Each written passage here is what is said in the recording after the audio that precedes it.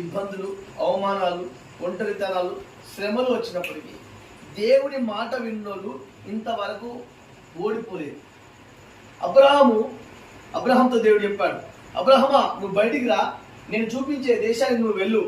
ఏ దేశం మీద నేను చూపిస్తున్నానో ఆ దేశానికి వెళ్ళితే నేను నిన్ను అక్కడ గొప్ప జనముగా చేస్తానని చెప్పాడు.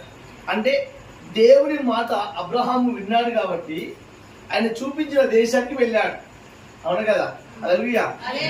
అక్కడికి వెళ్ళిన తర్వాత దేవుడు ఏమన్నాడంటే, ఇసుక రేణువుల వలె నీ సంతానాన్ని, నక్షత్రం వలె నీ సంతానాన్ని నేను అభివృద్ధి చేస్తా అన్నాడు.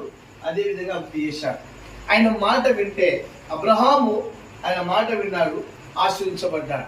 ఇంకోటి చెప్తున్నా, దేవుడు అన్నాడు, అబ్రహామా అన్నాడు, అయ్యా చెప్పండి అయ్యా, నీకు ఒకే కుమారుడు ఉన్నాడు, ఆ కుమారుని తీసుకొని